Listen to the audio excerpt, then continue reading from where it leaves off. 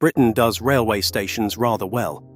The platform announcements with their polite apologies, the paper cup of tea from the kiosk, always slightly too hot, the reassuring clatter of the departure board as destinations shuffle into place, the particular pleasure of arriving 10 minutes early and watching strangers go about their business. Railway stations are part of the national furniture. They are where journeys begin and where people come home. But some stations carry more than passengers. Scattered across the network, from Cumbria to the Sussex Downs, there are stations where the night shift is the shift nobody wants. I have spent weeks going through railway archive records, published staff testimonies from named managers, local newspaper reporting going back decades, the paranormal database, which is Britain's largest systematic catalogue of reported hauntings, maintained since 1995, with over 14,000 entries, archaeological studies, and community forums where the people who actually work these stations talk about what they have seen. What I found was far stranger than I expected. Now, before we dive in, if you find this helpful, tap that subscribe button. You will not want to miss what is coming next. Let us begin in the far north of England, in the border city of Carlisle.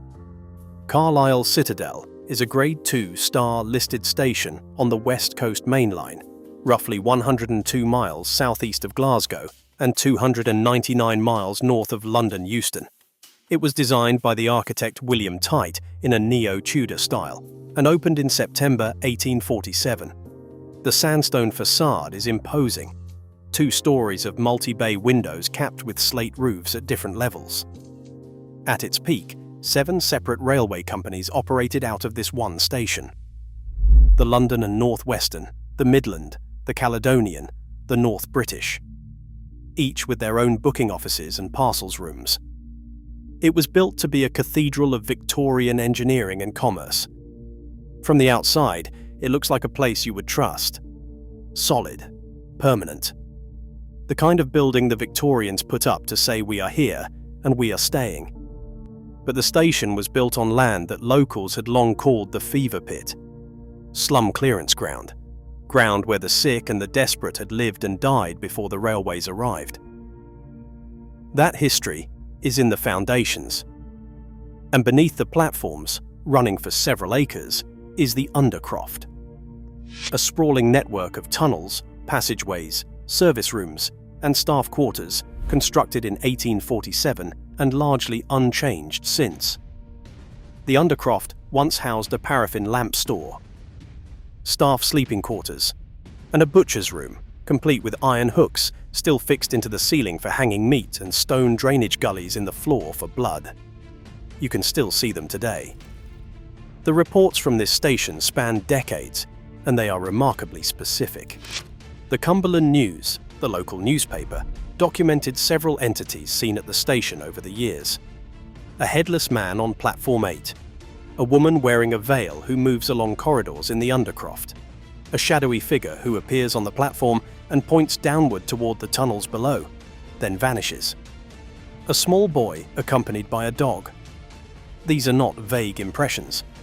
These are described by multiple witnesses across different years. Stuart Davidson, who served as customer experience manager, gave testimony that is difficult to dismiss. He described seeing 2 men's faces and a little boy with a dog appearing in a red mist inside the undercroft tunnels. He reported being kicked by a seemingly invisible person. He described hearing voices he could not explain. Station manager Sue Howarth confirmed multiple apparitions to Darren Ritson, author of Haunted Carlisle. She listed the specific entities: the small boy with the dog, a shadowy figure standing on the platform during a blizzard, the veiled woman, the headless man, all documented, all reported independently by different members of staff across different periods. In 2014, Virgin Trains took a step that no railway operator had taken before. They hired Barri Ghai, founder of the Ghost Finder Paranormal Society, as an official paranormal consultant. He was equipped with electromagnetic field detectors and thermal imaging cameras. The company framed this as responding to customer feedback. Steve Tennant, the customer experience director, said they wanted to ensure that staff never felt uncomfortable at work, even if it was caused by paranormal activity. That is a corporate press release acknowledging ghosts in the workplace. The station still runs ghost tours through the Undercroft. They sell out regularly. The staff who work the late shifts do not attend them. They already know what is down there. That was a station whose management hired a ghost hunter to calm the workforce. The next station had its own manager go on record telling people to stay away from parts of her building. Crewe Station in Cheshire opened in 1837. It is one of the oldest and most historically significant railway junctions in the world. The town of Crewe was essentially built around this station. Everything radiated outward from the tracks: the locomotive works, the workers' terraces, the pubs where the signalmen drank after their shifts. Walk through Crewe today and you can still feel the railway's influence on every street. Nearly 200 years of continuous railway operation have passed through this junction. 200 years of shift changes and signal checks and late-night platforms where staff walk alone with nothing but their footsteps and the wind coming off the tracks. Queen Victoria is rumoured to have had a secret tunnel beneath the station, accessed through a private lift in the North Subway. The tunnel has never been conclusively confirmed or denied, but it is the North Subway itself that concerns us. Sheila Breeze served as station manager at Crewe. She went on record with advice that is startling coming from a person whose job was to manage a public building. She said she would advise against going to the North Subway. That is where the lift shaft is, the one rumoured to have been used by Queen Victoria. She said there is definitely something down there. Braver people than her had taken pictures and short videos, but they never stayed long. They always ran back up the stairs with a look of panic in their eyes. She described the area as not for the faint-hearted. This is not a ghost hunter speaking. This is the station manager. Throughout the station's nearly 200-year history, staff have reported the patter of children's footsteps in empty corridors. A phantom cat has been seen prowling the platforms after the last train has departed. There is a persistent and general feeling of unease in the North Subway that veteran workers say has nothing to do with drafts or poor lighting. Ghostly footprints have appeared in the ticket office with no explanation offered. The reports were so frequent and so widespread that for a time the station ran ghost tours, not as a marketing gimmick, but as a way of acknowledging openly what staff had been saying for decades.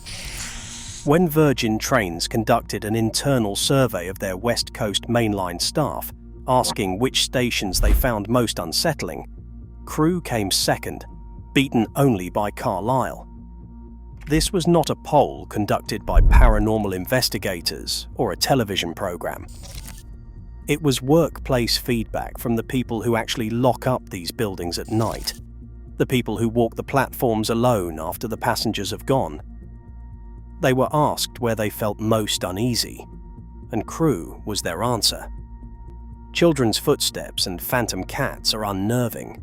They make you uneasy. They make you check over your shoulder. But what happened inside the next tunnel is something else entirely. This is where the story turns from the unexplained to the historically documented, from whispers to screams, from ghosts to the event that may have created them. The Clayton Tunnel sits between Hassocks and Preston Park in East Sussex, on the London to Brighton line. The tunnel was built in 1841, carved through the chalk of the South Downs, because the hills would not move for the railway. It stretches for over a mile beneath the rolling green downland that walkers and cyclists enjoy on summer afternoons, without knowing what lies below. The northern entrance is one of the most visually extraordinary pieces of railway architecture in England. A Gothic portal with a castle-like cottage sitting directly on top, complete with ornate turrets and battlements rising from the chalk cutting. If you approach it from the footpath above, you see this strange medieval fantasy perched above the dark mouth of a tunnel with trains emerging from beneath it into the daylight. It looks like something from a Victorian fever dream. But the story of this tunnel is no fairy tale. On Sunday, the 25th of August, 1861, signalman Henry Killick was stationed in his cabin near the southern entrance. He controlled an alarm bell linked to a signal and a needle telegraph connecting him to the signal box at the northern end. His job was to ensure that trains entering the tunnel from the south were properly spaced. The regulation required at least 5 minutes between trains on the same track. Killick had been on duty for 24 continuous hours, not the regulation 18 hours, but 24. He needed to work through the full day to earn a single day off. 3 northbound trains left Brighton Station within 7 minutes of one another. As the first train passed, the automatic signal failed to return from clear to danger. The second train entered the tunnel. Killick grabbed his red flag and waved it desperately, but he believed the driver had not seen it. The driver of the second train had in fact glimpsed the flag and stopped his train inside the tunnel, but Killick did not know this. A telegraph message then arrived from the northern signal box saying "line clear." It referred to the first train, which had exited safely. Killick interpreted it as confirmation that both trains had cleared the tunnel. He signaled the third train to proceed. Then the third train entered the tunnel at speed and collided with the stationary second train. The impact obliterated the guard van and the rear carriage. The chimney collapsed. Passengers in the final carriage were burned alive. 23 people died. 176 were injured.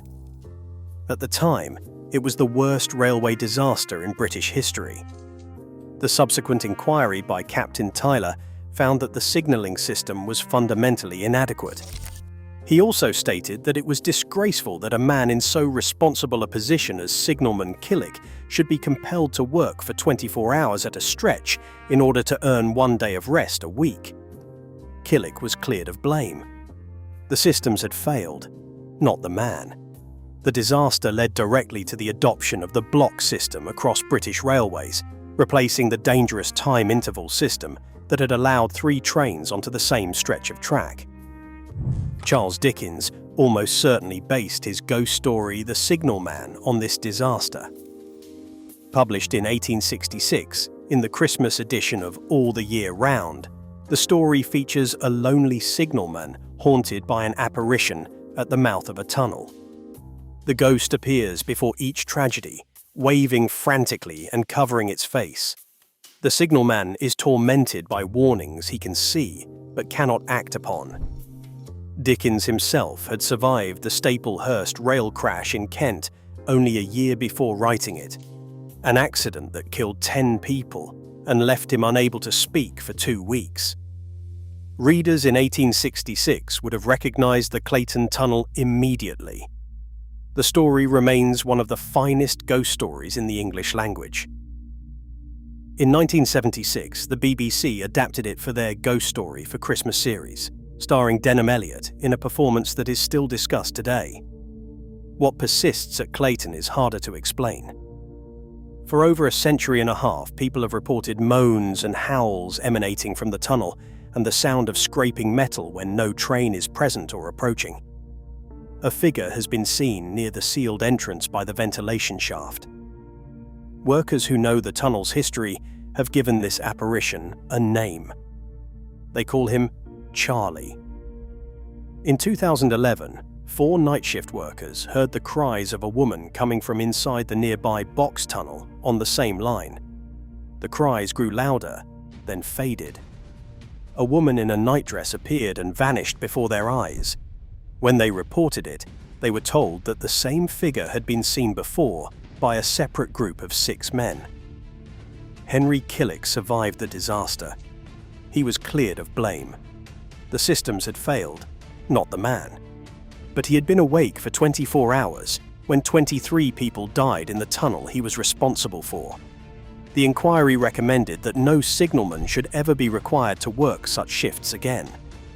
Whether that recommendation was followed immediately is less clear in the record.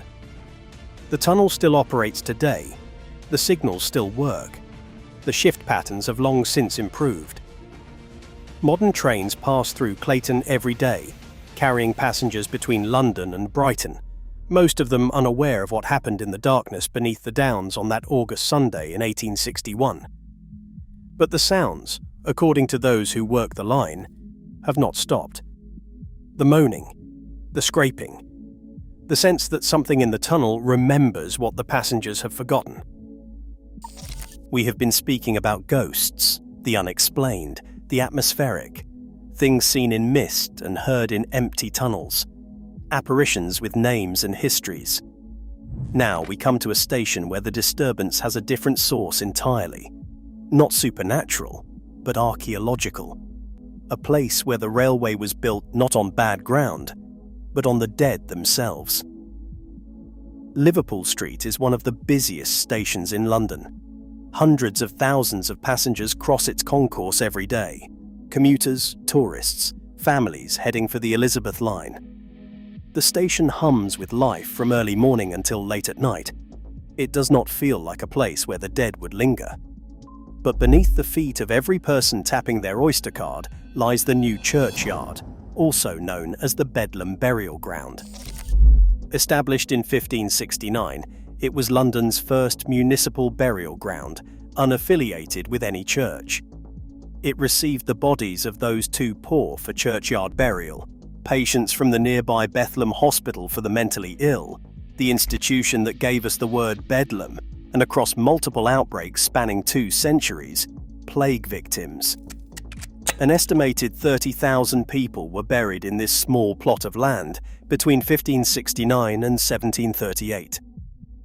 When the original Broad Street station was constructed in the 1860s, workmen unearthed what contemporary accounts described as the mouldering bones of several hundred human bodies. The remains were first scattered about in the most indecent manner before being partly reinterred in one pit and partly carted away. The Victorians built their station and carried on. Then Crossrail arrived. Between 2011 and 2015, archaeologists from the Museum of London Archaeology conducted the largest archaeological study of London's population from the 16th to 18th centuries. 60 archaeologists worked in shifts, 6 days a week, carefully removing layer after layer of London's forgotten dead. They carefully excavated over 3,500 skeletons. Among them, the team found something that stopped the dig: a mass burial pit. Approximately 42 bodies placed in thin wooden coffins, all buried on the same day. A headstone found nearby was marked 1665, the year of the Great Plague, the year when 1 in 5 Londoners died, and the living could not bury the dead fast enough. Scientists at the Max Planck Institute in Germany extracted DNA from the teeth of 20 of the 42 skeletons. 5 samples contained traces of Yersinia pestis, the plague bacterium. These were the first examples of 17th century plague DNA ever recovered in Britain. The coffins had collapsed and rotted over the centuries, giving the appearance of a slumped and distorted mass grave. The bodies had been there for 350 years, undisturbed, while London grew and changed and forgot above them. Staff working night shifts at Liverpool Street have reported a man in overalls pacing the platforms. He appears on CCTV monitors clearly enough to send a colleague to investigate. When the colleague arrives, no one is there. Passengers waiting for late trains have reported strange figures at the edges of their vision. Workers describe an atmospheric weight in certain areas of the station that they discuss carefully and in measured language, the kind of language people use when they do not want to be thought credulous but cannot quite deny what they have felt. 30,000 bodies, plague victims, paupers, the mentally ill, the forgotten. Every commuter who passes through Liverpool Street walks above them. The excavations are complete now. The Elizabeth line entrance is open. The dead have been studied and their stories partly told. But the station sits where it sits. You cannot move a terminus. You cannot move 30,000 graves. So they share the ground, the living and the dead, and the trains run on time above them. Liverpool Street is haunted by the ancient dead. the last station on our list is haunted by something more recent and far harder to discuss. Birmingham New Street is the busiest interchange station outside London. Over 40 million passenger journeys pass through it every year. The station has been rebuilt twice. The original opened in 1854. The brutalist concrete box that replaced it in the 1960s was widely considered one of the ugliest buildings in Britain. The current building, completed in 2015 at a cost of over £600 million, is gleaming glass and steel, with a vast atrium flooding the concourse with natural light. It is modern. It is bright. It does not look haunted. It does not feel like a place where the past would linger. The architects who redesigned it wanted passengers to feel welcome and safe. They succeeded mostly. During the day, the station feels like any other busy modern transport hub. Shops and coffee chains and electronic departure boards. Normal, busy, alive. But Platform 4 has a reputation that no amount of architectural renewal has shifted. No amount of glass and steel and natural light has changed what staff report happening there after dark. Throughout the station's more than 160 years of history, 4 people have taken their own lives on Platform 4. All 4. The same platform, not Platform 3, not Platform 5. 4 separate individuals, across different decades, chose the same stretch of concrete and rail. Their ghosts are said to appear late at night when the concourse is emptied and the last announcements have been made. The most identified is Walter Hartles, a retired train driver who shot himself on the platform. Another is known only as Claude, described as a Victorian man who is said to have poisoned himself there. The identities of the other 2 have never been confirmed. Staff have reported seeing figures standing on Platform 4 in the dead hours between the last departure and the first arrival. Figures who are present and then simply are not. One moment standing, the next moment gone. No sound, no movement. Just absence where there had been a shape. In 2014, Chiltern Railways took a step that made national news. They appointed Nick Rees as the station's supernatural liaison officer. This was not a joke. This was not a Halloween promotion. Rees was given genuine responsibility for handling reports from staff and passengers about unexplained occurrences. He described doors slamming by themselves in empty corridors, electrical equipment switching on and off without cause, a disused basement beneath Platform 3, where multiple staff members independently reported that the atmosphere was wrong, that something about the space made them want to leave immediately, regardless of what task had brought them there. Rees also said something that has stayed with me. He said, carefully, that he did not believe the spirits at New Street were malicious.